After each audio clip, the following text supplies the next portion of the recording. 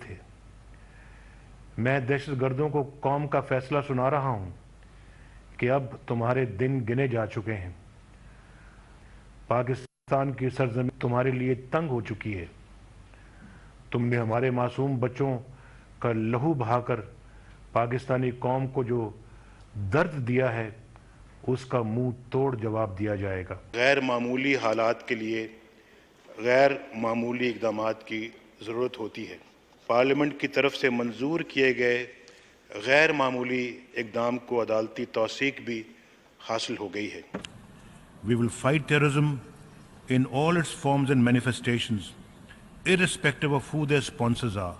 Our Operation Zarb-e-Azb is the largest anti-terrorism campaign against terrorists anywhere, involving over 180,000 of our security forces.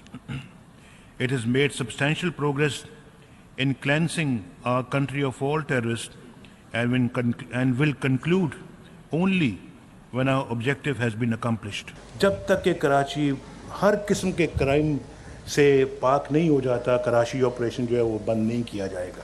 اب تک کی ترجیحات کے مطابق دہشت گردوں کو کیفر کردار تک پہنچانے کے لیے قانون و انصاف کے فوری نظام پر کام مکمل کیا جا رہا ہے۔ ہم یہ بات نظر انداز نہیں کر سکتے کہ اس وقت سرزمین پاکستان دہشت گردی کی زد میں ہے۔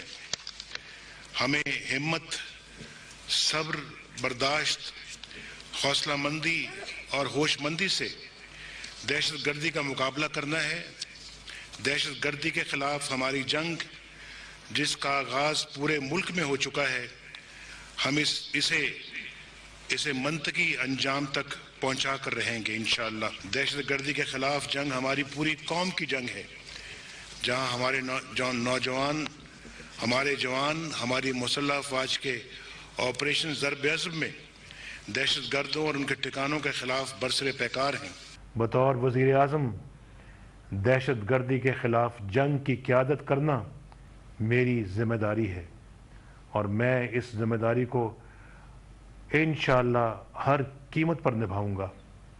ہم نہ صرف دہشت گردی بلکہ دہشت گردی کی فکر اور سوچ کا بھی خاتمہ کریں گے۔ دہشت گردوں اور دہشت گرد تنظیموں کی مالی اعانت یعنی فنڈنگ کے تمام وسائل مکمل طور پر ختم کر دیے جائیں گے۔